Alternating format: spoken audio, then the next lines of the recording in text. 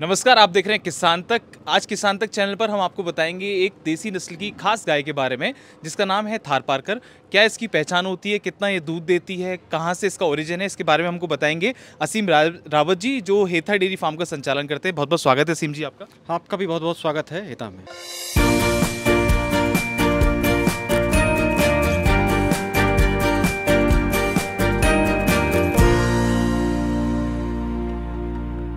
ये जो हम पीछे गाय देख रहे हैं, इसकी ब्रीड के बारे में बताइए और उसकी क्या खासियत है उसके बारे में बताइए। तो ये थारपारकर हैं, जैसे इसका शब्द है थार एक डेजर्ट का नाम है और पार करना, तो थार को जो पार कर गई उसका नाम थारपारकर पड़ा। ठीक है, सफ़ेद कलर की गाय होती है, कोई भी और स्पॉट इसके अंदर नहीं होना चाहिए, कोई भी और कलरेशन नहीं होनी चाहिए। ठीक है, नेचुरली कुछ ब्लैकिश या सिल्वरिश कलर आ जाता है नंदियों के ऊपर। जो सींग होते हैं वो छोटे और गोल होंगे, बहुत लंबे सींग नहीं होंगे। बहुत लंबे सींग जो हैं आपको फिर वो ब्रीड अलग हो जाती है। तो थारपारकर की विशेषता होती है कि इसका जो गल कंबल है, आप ये गल कंबल देखेंगे, ये तो अभी छोटी है गाय, लेकिन जो मेरे पीछे गाय हैं अगर आप उनके ऊपर फोकस कर सकें तो आपको गल कंबल अच्छा दिखेगा। अगर यही हरियाणवी होगी तो उसका गल कंबल इतना प्रोमिनेंट नहीं होगा, इसका गल कंबल ज़्यादा होता है। इसको बेसिकली कह सकते हैं ये वाइट कलर की साहिवाल है, तो इसकी जो बिल्ट है वो ऑलमोस्ट लाइक साहिवाल होती है, पर ये वाइट कलर की होती है। ठीक है, मिल्किंग कैपेसिटी इसकी बहुत अच्छी होती है।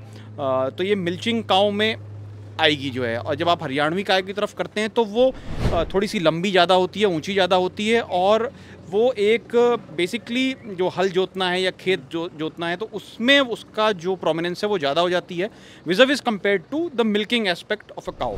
तो आप इसके संवर्धन पर काम कर रहे हैं, हेथा डेयरी फार्म्स के संवर्धन पर काम कर रहे हैं, तो लगभग क्या ये जो ऐसी थारपारकर गायें हैं वो कहीं ना कहीं उनकी संख्या कम हुई है देश में?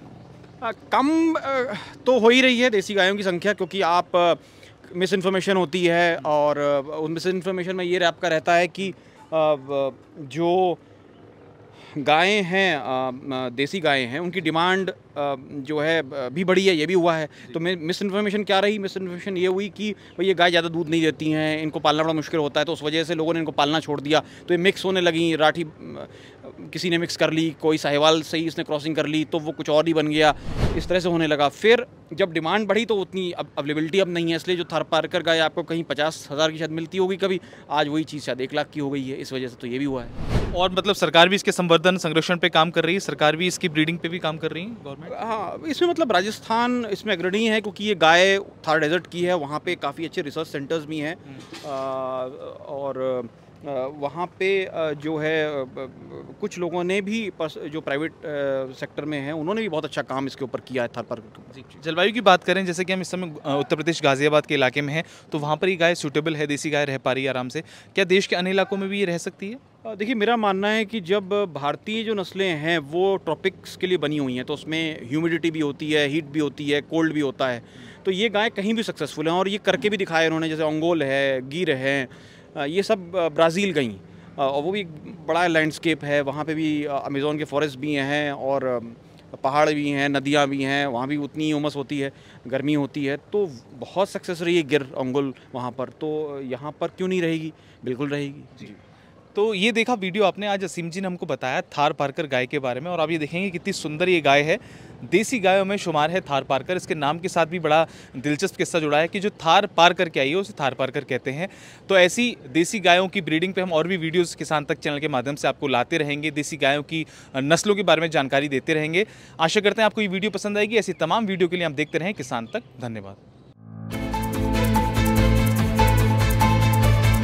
सरकार की प्राथमिकता जाति, मत, मजहब, क्षेत्र, भाषा नहीं, गांव है, गरीब है, किसान है, नौजवान है, महिलाएं हैं, समाज का प्रत्येक तबका है।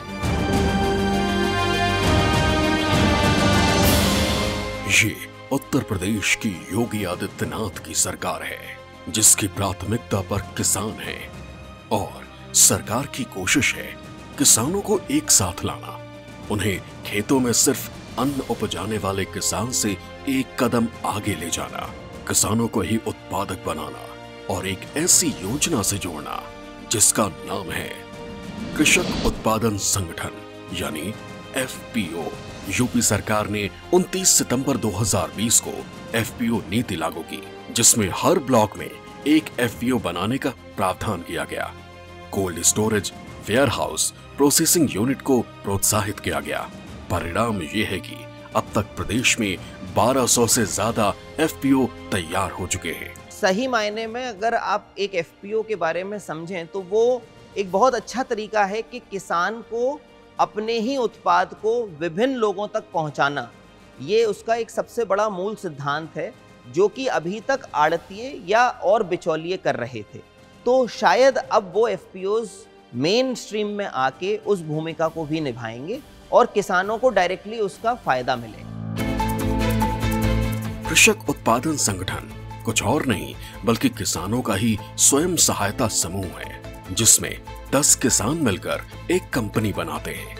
कंपनी के साथ किसानों को जोड़ते हैं। एक एफपीओ को मैदानी इलाकों में 300 और पर्वतीय इलाकों में 100 से ज्यादा सदस्य बनाने होते हैं और 3 साल तक प्रदेश सरकार एफपीओ की मदद करती है। शर्तें पूरी करने पर 15 लाख रुपए तक का अनुदान देती है। सरकार ने सोचा कि यहाँ क्यों ना एक एफपीओ बनाए। उद्यान विभाग के सहयोग से यहाँ पे एक एफपीओ का गठन किया गया और एफपीओ के माध्यम से जब किसान जुड़े और उन्होंने खेती तुलसी की तो यहाँ पे बहुत सारी कंपनियाँ जो माल लेने आई। इसके पहले ये था कि किसान करते तो थे और मार्केट की बड़ी प्रॉब्लम थी। जब सामूहिक रूप से खेती शुरू हुई, विभाग का सहयोग रहा, उद्यान विभाग का सपोर्ट रहा और किसान यहाँ पे तुलसी की खेती बहुत आयात में करना शुरू कर दी। आपको बता दें कि जो एफपीओ है इसमें हमारे एफपीओ में करीब 1070 किसान जुड़ चुके हैं और ये 1070 किसान हैं ये बुंदेलखंड का जो एरिया है इसमें सबसे बड़ा ग्रुप है और तुलसी की जो खेती है वो लगभग 3000 एकड़ में कर रहे हैं। इन एफपीओ का ही एक उदाहरण है आगरा की दिव्य भूमि एग्री क्रॉप प्रोड्यूसर कंपनी। ये कंपनी सैकड़ों किसानों को अपने साथ जोड़कर बीज तैयार कर रही है।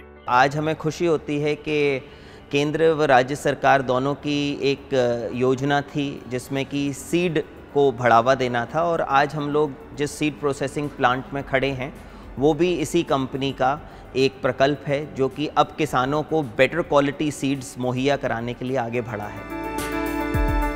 जो भी किसान इस संगठन की शक्ति को समझते हैं उनके लिए यूपी सरकार ने अपनी वेबसाइट पर एफपीओ स्कीम की पूरी जानकारी दे रखी है, जिस पर प्रदेश के किसान ऑनलाइन रजिस्ट्रेशन कराते हैं, सरकार से सहयोग लेते हैं।